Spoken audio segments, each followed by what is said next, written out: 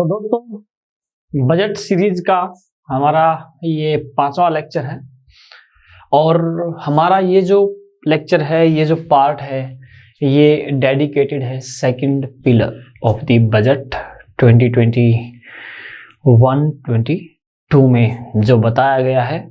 Second pillar कौन सा है? फाइनेंशियल एंड कैपिटल और इंफ्रास्ट्रक्चर की हम बात यहाँ पर करने वाले हैं। ठीक है, तो फाइनेंशियल कैपिटल एंड इंफ्रास्ट्रक्चर की अगर बात करें तो मीन्स यहाँ पर जो एक्सपेंडिचर है या फिर जो एक्सपेंडिचर है हमारा, वो इस तरीके से है कि आपको कुछ आउटपुट मीन्स गवर्नमेंट को मिलेगा इस फील्ड में, अगर कुछ मतलब इंफ्रास्ट्रक्चर पे अगर सरकार फोकस करती है।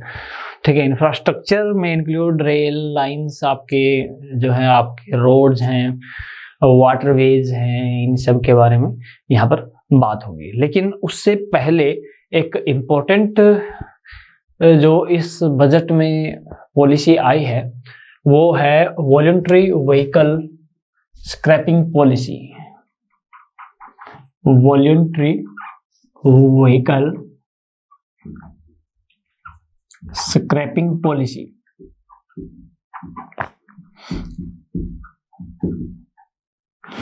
ये पॉलिसी क्या है? देखिए, जैसे आपके व्हीकल्स होते हैं, ठीक है, व्हीकल्स की एक लाइफ होती है, उसके बाद अगर उसके इंजन की बात करें तो वो इंजन क्या करता है, उसमें जो एमिशंस होते हैं, emissions normally carbon dioxide, carbon monoxide, जो जहरीली गैस है नॉर्मली जो आपकी गाड़ी के इंजन वो छोड़ते हैं। ठीक है, तो ये जो स्क्रैपिंग पॉलिसी है ये क्या कहेगी कि आपकी गाड़ी अगर पर्सनल गाड़ी है, पर्सनल यूज में आप ले रहे हैं तो 20 साल के बाद, और अगर आप गाड़ी कमर्शियल यूज में के लिए है अगर आपकी गाड़ी, तो 15 साल बाद क्या होगा, एक फिटनेस टेस्ट होगा। ठीक है, फिटनेस टेस्ट होगा ऑटोमेटिक लैब में। ठीक है, ऑटोमेटिक फिटनेस लैब में तो वहां पर आपकी गाड़ी की क्या देखी जाएगी कि फिटनेस सही है या नहीं है। ठीक है, तो इस पॉलिसी के तहत आप अपने व्हीकल को क्या कर सकते हैं, स्क्रैप मीन्स खत्म हो जाएगा पूरा। स्क्रैप का मतलब बिल्कुल कूड़े की तरह खत्म हो जाएगा, उसका कोई भी मतलब ना आप फर्दर बेच सकते हैं उसको, ना कहीं पे वो यूज होगा, स्क्रैप की तरह वो यूज होगा। ठीक है, पार्ट्स वो रिसाइकिल कुछ हो सकते हैं तो वो हो जाएंगे। ठीक है, वो फर्दर होंगे। तो सरकार चाहती है कि ये जो आपके पास पुरानी गाड़ियां हैं जिनसे ज्यादा पोल्यूशन फैल रहा है, ठीक है, प्रदूषण जिनसे ज्यादा फैल रहा है, एमिशन जिनसे हानिकारक हो रहे हैं, उनको खत्म करने के लिए मीन्स उन ऐसे व्हीकल्स को कम करने के लिए या बिल्कुल खत्म करने के लिए ये पॉलिसी है। ठीक है, वॉलंटरी का मतलब ये है कि आपको मैंडेटरी नहीं है कि आपको करना ही है ये स्क्रैपिंग। ठीक है, लेकिन सरकार अपनी तरफ से क्या है, आपको इंसेंटिव्स देगी, आपको कुछ मतलब प्रोत्साहन देगी, आपकी रजिस्ट्रेशन फीस माफ करेगी, किसी भी तरीके से आपको क्या है इस चीज की तरफ अट्रैक्ट करेगी कि आप अपने पुराने व्हीकल को क्या कर दें, स्क्रैप कर दें, ताकि हमारे एनवायरनमेंट को बचाने में काफी हेल्प कर सकता है, ताकि आप नई गाड़ी खरीदें। नई गाड़ी का इंजन बेटर रहता है, ठीक है, डेफिनेटली पोल्यूशन कम करता है। या फिर आप ई व्हीकल खरीदे कोई भी, ठीक है, इलेक्ट्रिक गाड़ियां इतनी आ गई है तो वो आप खरीदें, तो सरकार की तरफ से जो प्रोत्साहन है वो इसी तरीके से आपको मिलेगा। ठीक है, अब बात करें फिजिकल एंड कैपिटल इंफ्रास्ट्रक्चर में, तो यहाँ पर भी जो फोकस सरकार का है वो आपका किस पे है, देश को आत्मनिर्भर बनाने पर है। अब आत्मनिर्भर का मतलब क्या होता है? आत्मनिर्भर का मतलब होता है कि हमें किसी पर डिपेंडेंट न रहना पड़े। ठीक है, किसी पे डिपेंडेंट न रहना पड़े, चाहे वो किसी भी चीज में हो, चाहे हम कुछ उगा रहे हैं, चाहे फसल हो, मीन्स चाहे प्रोडक्शन कर रहे हैं या मैन्युफैक्चर कर रहे हैं, किसी भी फील्ड में बात करें तो वी आर सेल्फ डिपेंडेंट। ठीक है, तो इसके लिए सरकार ने क्या किया है, सरकार ने क्या किया था, production linked incentive scheme launch की थी। ये आप पढ़ते भी होंगे, डेली न्यूज में आता रहता है, PLI स्कीम जिसको आप बोलते हैं, ठीक है। तो ये लॉन्च की गई थी। तो इसका लॉन्च करने का रीजन क्या था कि जैसे आप कोई भी प्रोडक्ट, जैसे कंपनी कोई भी प्रोडक्ट बनाएगी, बना के बेचेगी, तो सरकार की तरफ से उस पर कुछ इंसेंटिव दिया जाएगा जो 5 से 6% भी हो सकता है, ठीक है। इंसेंटिव सरकार की तरफ से उस कंपनी को मिलेगा, कुछ भी अगर वो प्रोडक्ट बना के बेचती है, ठीक है, बेचती है। तो ये फायदा क्या होगा इससे? फायदा इससे ये होगा कि जो कंपनीज हैं वो मैन्युफैक्चरिंग की तरफ बढ़ेंगी, ठीक है। एक कंपटीशन पैदा होगा अमंग द कंपनीज प्रोडक्शन करने के लिए। और इससे क्या है कि जो विदेशी कंपनियां हैं, फॉरेन की जो कंपनियां हैं, वो भी हमारे देश में आके प्रोडक्शन शुरू करेंगी, ठीक है। तो इसमें काफी 1.97 लाख करोड़ का इंसेंटिव लगभग, मतलब अराउंड इसमें अनाउंसमेंट किया गया है लगभग अगले 5 सालों में इस चीज के लिए, ठीक है। तो इससे ग्लोबल कंपटीशन बढ़ेगा, मैन्युफैक्चरिंग में हेल्प मिलेगी। और फाइनली इससे फायदा क्या होगा? अगर मैन्युफैक्चरिंग सेक्टर को बढ़ावा मिलेगा तो जो जॉब्स हैं वो भी आपकी और पैदा होंगी, देश में रोजगार भी पैदा होगा। तो इससे दोनों ही तरीके का फायदा आपको मिल रहा है कौन सी स्कीम से? PLI स्कीम पे, ठीक है। इसके बाद जो नेक्स्ट इसमें अगर बात करें, हमारे पास mega investment textile park, next announcement जो इसमें थी, mega textile investment park.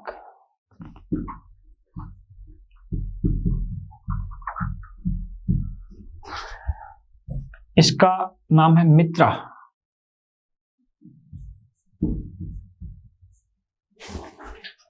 Sorry, ये मैंने उल्टा लिख दिया है। मेगा मित्रा तभी बनेगा जब मेगा इन्वेस्टमेंट टेक्सटाइल पार्क, ठीक है। मित्रा इसको नाम दिया गया है। इसमें क्या है कि जो अभी जो हमारा देश है वो टेक्सटाइल के केस में, यानी कपड़ा में, हमारा 6th लार्जेस्ट एक्सपोर्टर है वर्ल्ड का, ठीक है। तो इसमें क्या है कि और प्रोडक्शन को बूस्ट करने के लिए, ताकि ये 6th से और ऊपर हम जाएं, ठीक है, ज्यादा से ज्यादा हम एक्सपोर्ट करें सामान को, ठीक है, कपड़े को, टेक्सटाइल से रिलेटेड जो भी मटेरियल है उन सब को, ठीक है, रेडी हो या फिर रॉ मटेरियल हो, वो सारी चीजें वो हम क्या करें? ज्यादा से ज्यादा एक्सपोर्ट करें, ठीक है। तो इसके लिए क्या है कि PLI स्कीम के अलावा ये अलग से एक स्कीम दी गई है। PLI स्कीम की जैसे अगर बात करें तो PLI स्कीम में आप देख सकते हैं कि जैसे कंप्यूटर पार्ट्स हैं, लैपटॉप है, या फिर मोबाइल के पार्ट्स हैं, ये सारी मैन्युफैक्चरिंग को बढ़ावा उसमें दिया जा रहा है एक तरीके से, ठीक है। या टेलीकॉम सेक्टर में अगर बात करें, जैसे कि 5G आने की तैयारी में है, 5G आएगा तो उसमें कंपोनेंट्स रिक्वायर्ड होंगे, तो सरकार चाहती है कि 5G के कंपोनेंट्स हैं वो भी भारत में बने। आने वाले जैसे अलग अलग आगे आने वाले टाइम में लैपटॉप, मोबाइल, इन सब के पार्ट्स, या तो पूरा मोबाइल जैसे लैपटॉप ही यहाँ बन रहा है, या फिर उनके अंदर जो छोटे छोटे पार्ट्स यूज होते हैं वो सारे के सारे मैन्युफैक्चर कहाँ पे हो? यहाँ पे हो, ठीक है। इसी तरीके से जो मेगा इन्वेस्टमेंट टेक्सटाइल पार्क है ये स्पेशली टेक्सटाइल इंडस्ट्री के लिए है, ठीक है। तो इसमें सरकार ने क्या किया है, सरकार ने 7 नए टेक्सटाइल पार्क बनाए जाएंगे अगले 3 साल में, ठीक है।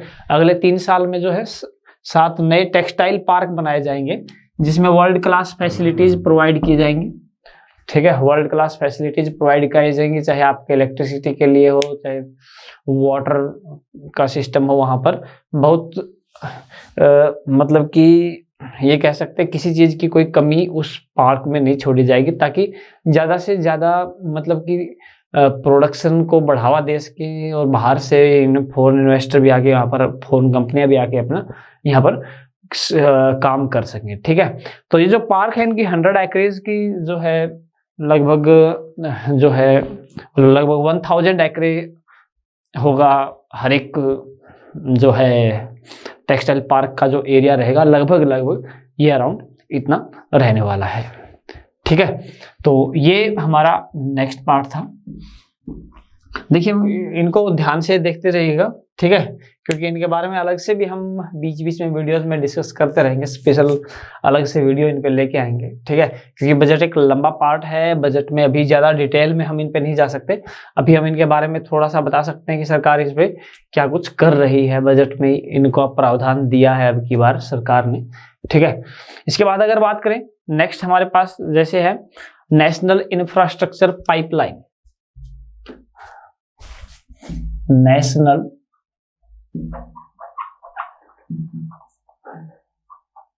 इंफ्रास्ट्रक्चर पाइपलाइन क्या है ये? NIP।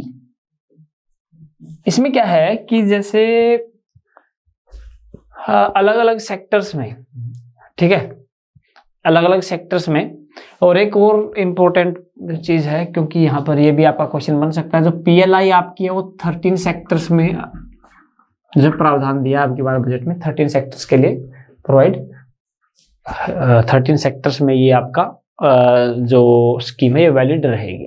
ठीक है, 13 सेक्टर्स में। हाँ, तो हम बात है नेशनल इंफ्रास्ट्रक्चर पाइपलाइन की अगर बात करें कि तो क्या है कि जैसे इंफ्रास्ट्रक्चर को मजबूत करने के लिए बहुत सारे प्रोजेक्ट्स स्टार्ट किए हैं गवर्नमेंट ने।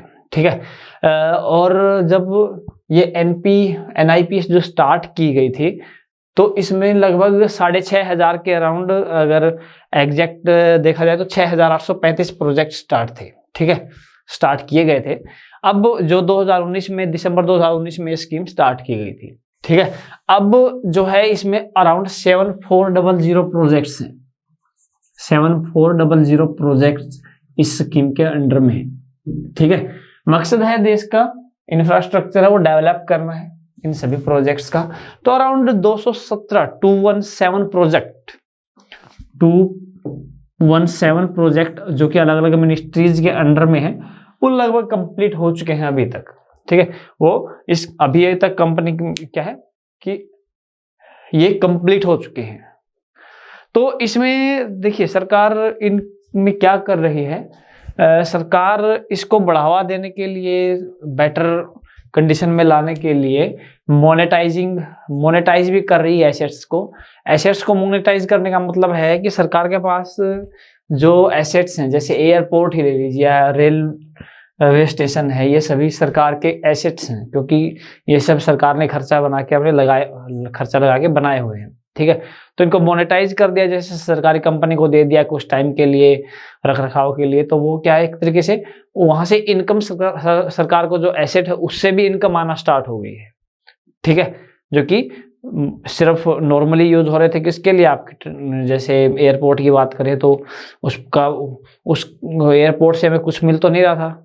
ठीक है, अब उसमें क्या कर दिया गया, मोनेटाइज, मतलब कंपनी को दे दिया, तो अब वहां से सरकार पैसे कमाएगी। ठीक है, तो ये सब चीजें उसमें क्या है कि बढ़ावा देने के लिए जो national infrastructure pipeline means project infrastructure जो प्रोजेक्ट्स हैं उनको कंप्लीट करने के लिए सरकार इस पे काम कर रही है। ठीक है, अभी इसके बाद अगर बात करें रोड और हाईवे इंफ्रास्ट्रक्चर की अगर बात करते हैं, ठीक है, रोड और हाईवे इंफ्रास्ट्रक्चर की बात करते हैं,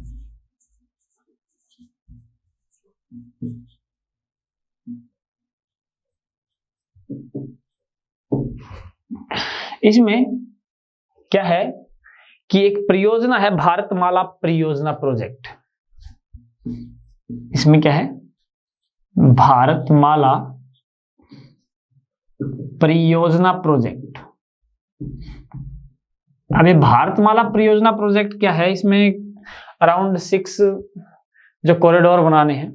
ठीक है, 6 कॉरिडोर होंगे अलग अलग, मीन्स जो क्वाड्रिलेटरल बनानी है हमने, अलग अलग महानगरों को जोड़ने वाली जो लेन बनानी है, मतलब कि 4 लेन जो सड़क हमें बनानी है, तो वो आपके भारतमाला परियोजना प्रोजेक्ट के अंदर में आते हैं। ठीक है, तो सरकार ने इसमें क्या है कि कुछ और कुछ पार्ट्स, कुछ सेक्शंस पे और सैंक्शन दिया है इसमें। जैसे इसमें आपका तमिलनाडु में भी प्रोवाइड करवाया। 3500 किलोमीटर का नेशनल हाईवे वर्क 3500 किलोमीटर इन तमिलनाडु है, ठीक है, तमिलनाडु में है। प्रोजेक्ट दिया गया 1100 किलोमीटर हाईवेज का केरला में दिया गया है, ठीक है। इसके बाद 675 किलोमीटर बंगाल में दिया गया है, ठीक है। और करीब करीब ये मान के चलिए कि 19,000 करोड़ के प्रोजेक्ट आपके असम में भी हाईवेज पे चल रहे हैं। तो यहाँ आप देख सकते हैं कि नॉर्मली ये स्टेट्स वही हैं जहाँ पर इलेक्शन होने हैं अभी। तो यहाँ पर कुछ रोड प्रोजेक्ट्स जो हैं सरकार ने पास किए हैं, ठीक है। और फर्दर इसमें क्या है कि 3800 किलोमीटर का जो भारतमाला परियोजना प्रोजेक्ट है, इसमें कंस्ट्रक्शन ऑलरेडी हो भी चुका है, ठीक है। 13,000 किलोमीटर में से ये पार्ट आपका कंप्लीट हो भी चुका है। इसके अलावा जो सरकार का फोकस ये भी है कि जो आपका जो पर डे में जो किलोमीटर पर डे में मतलब कि जो रोड का जो कंस्ट्रक्शन होता है उसको 18 किलोमीटर के अराउंड है, वो 30 तक लेके जाना है। पर डे की 30 किलोमीटर तक की सड़क रोड हम डेली बना पा रहे हैं। तो उस पे भी सरकार उस चीज पे भी सरकार थोड़ा सा काम अब की बार कर रही है इस चीज में, ठीक है। तो ये हमारा जो है कि रोड्स की बात करें, रोड्स और हाईवे की बात हुई, ठीक है। इसके बाद अगर बात करें रेलवे, देखिए रेलवे का बजट क्या था कि पहले अलग होता था, अब रेलवे के जो बजट को इसी में इंक्लूड कर दिया गया है, हमारे जनरल बजट में ही इंक्लूड कर दिया गया है। 1921 में सेपरेट किया गया था, तो अब फिर से दोनों को क्या कर दिया गया, रेल बजट को और जो आपका जनरल बजट है इसको सेम कर दिया गया है, ठीक है। इससे क्या फायदा होगा रेलवे को, रेलवे को काफी मतलब कि फंड्स मतलब कि ज्यादा अच्छे से फोकस इसमें और किया जा सकता है। इसके लिए सरकार ने अभी क्या किया है, नेशनल रेल प्लान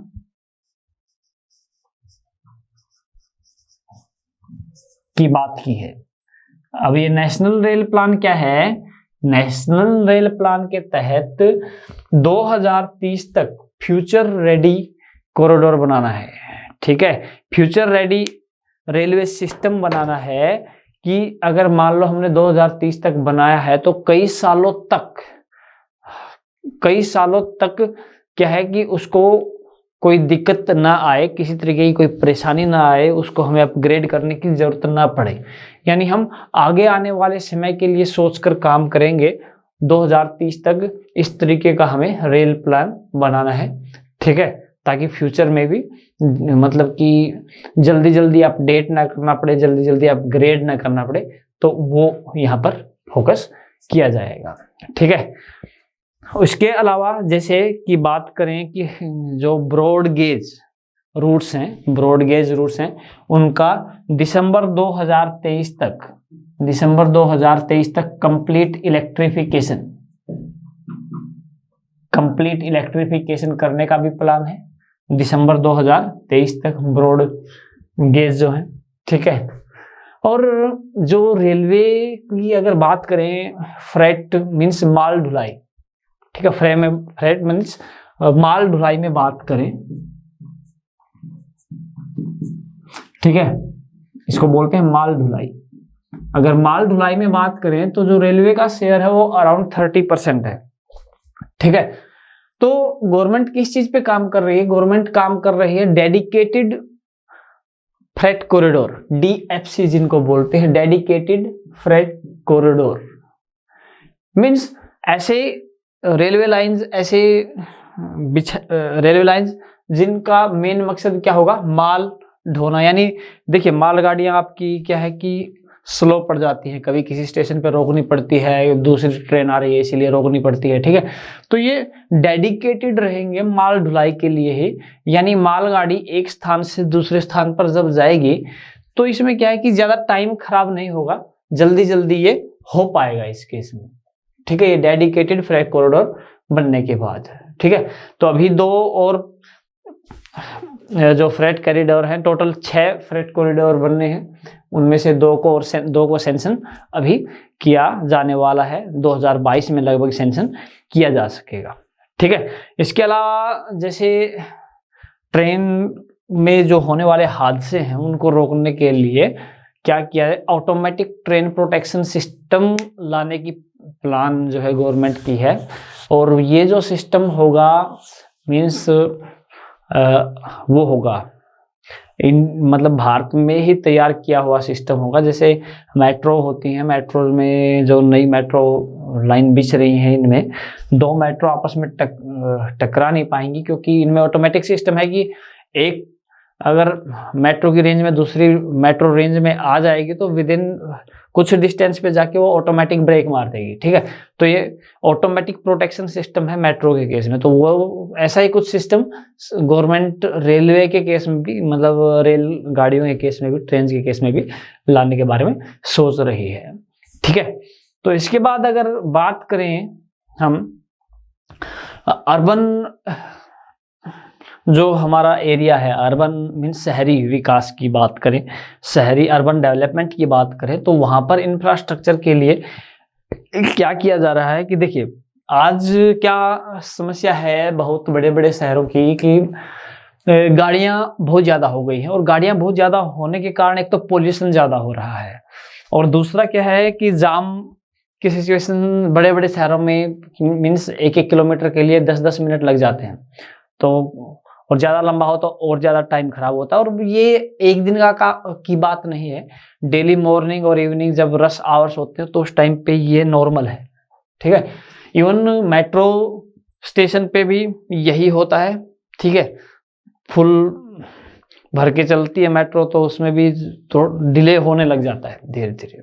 ठीक है, तो इसीलिए तो जैसे प्राइवेट गाड़ियां जो चल रही हैं, अपनी खुद की पर्सनल गाड़ी लेके लोग जा रहे हैं, तो एक गाड़ी में एक बंदा बैठता है। ठीक है, every person is going with his own vehicle, तो इसीलिए रोड पे क्या हो गया है, भीड़ ज्यादा बढ़ गई है। तो सरकार क्या चाहती है कि पब्लिक ट्रांसपोर्ट को बढ़ावा देना है। ठीक है, चाहे आपके महानगर हो, बड़े शहर हो या छोटे शहर हो, हर जगह पब्लिक ट्रांसपोर्ट को हमने बढ़ावा देना है। इसके लिए जो है मेट्रो का मेन, देखिए सिटी बस सर्विस पे तो इम्प्रूवमेंट करने की सोच रहे हैं, उनको इलेक्ट्रीफाइड भी करने की प्लान गवर्नमेंट के पास है। इसके अलावा क्या है कि मेट्रो बनाने पे ज़्यादा जोर दिया जा रहा है, जिसका प्रूफ ये है कि 702 किलोमीटर अभी मेट्रो है और 1016 किलोमीटर अभी चल रही है। ठीक है, इतने अभी या तो कंस्ट्रक्शन फेज में है या प्लान फेज में है, अराउंड 1016 किलोमीटर अभी उस फेज में है। ठीक है, इसके अलावा जो छोटे शहर हैं या बड़े शहरों के जो बाहरी एरिया है, सीमा के साथ लगता है, अराउंड पेरिफेरी पे बात करें तो वहाँ पे इतनी भीड़ नहीं होती है, तो वहाँ पर मेट्रो लाइट और मेट्रो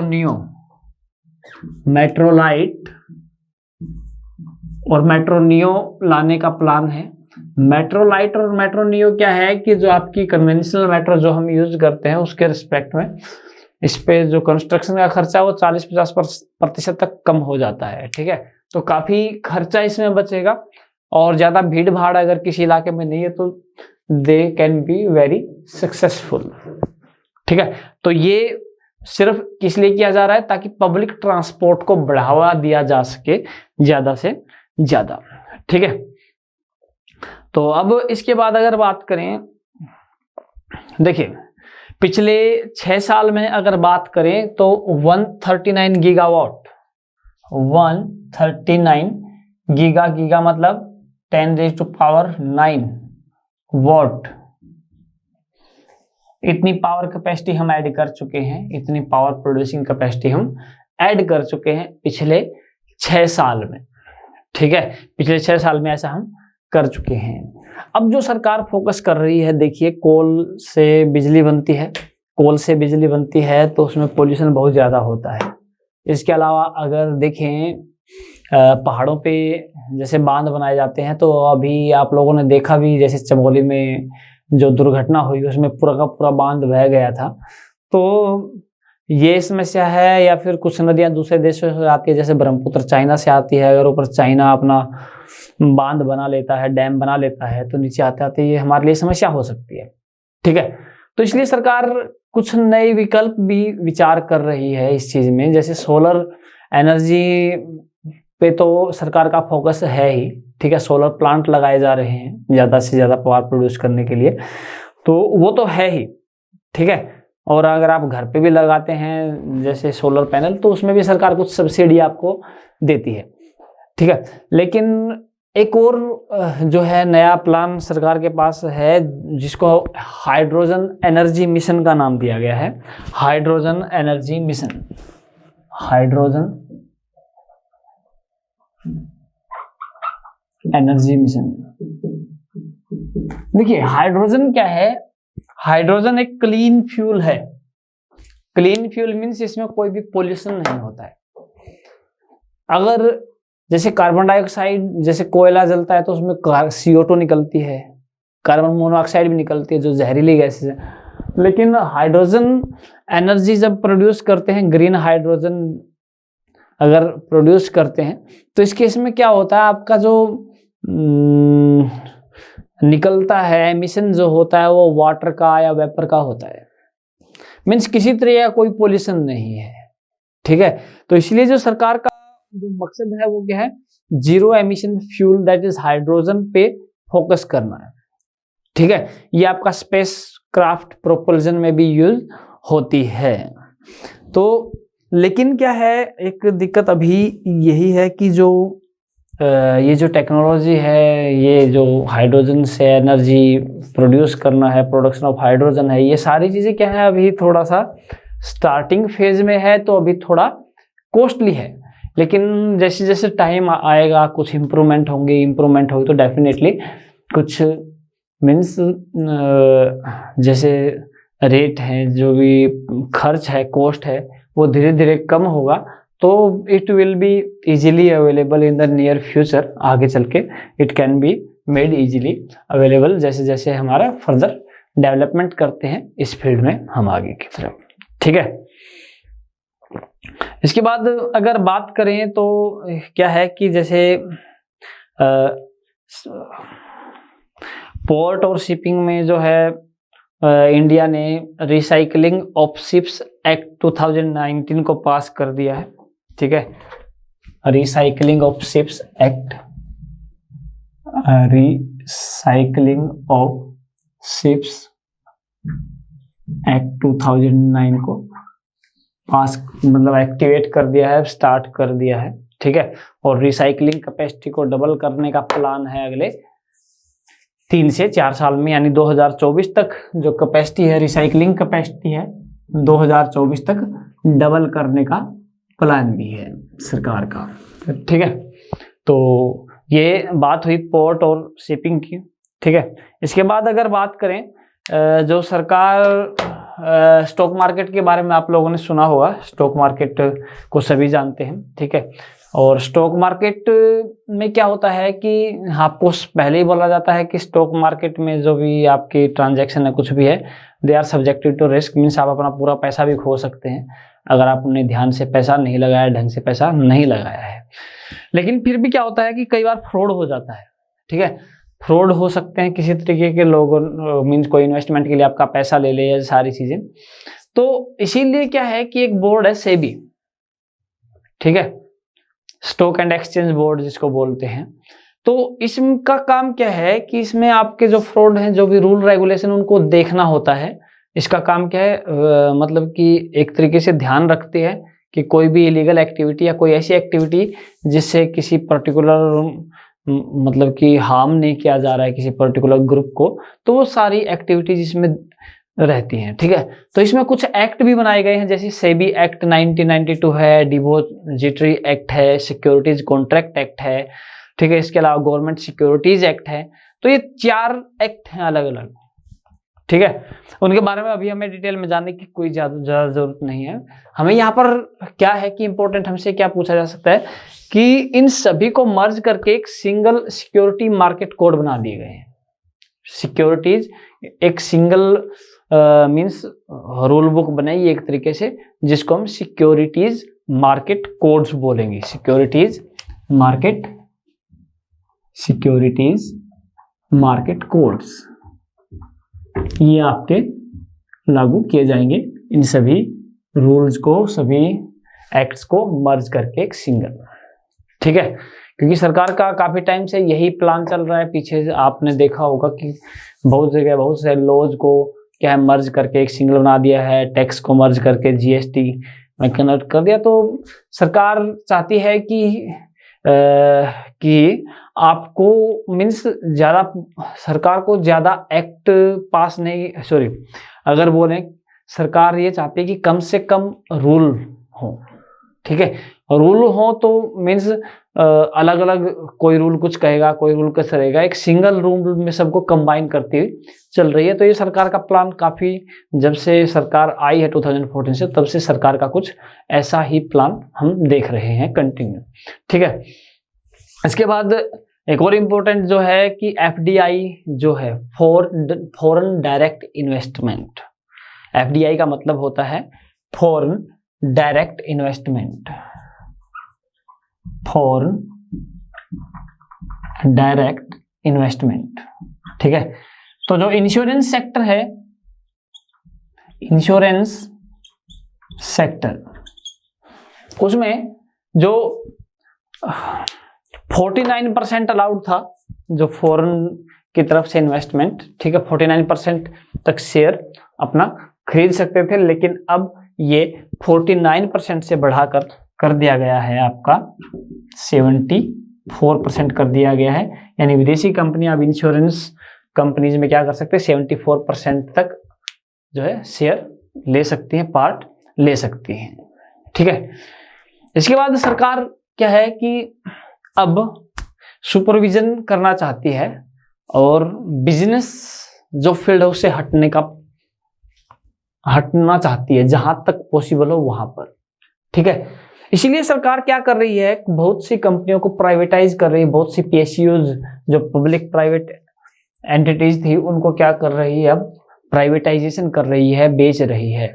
ठीक है, मीन्स प्राइवेट कंपनी के हाथों सौंप रही है। अपने जो शेयर था उसमें 51%, किसी में इससे ज्यादा था, तो अपना जो शेयर, जो अपना हिस्सा है वो क्या कर रही है, सरकार बेच रही है। ठीक है, सरकार, क्योंकि सरकार जैसे हमने लास्ट पॉइंट देखा था कि गवर्नेंस पे फोकस करना चाहती है।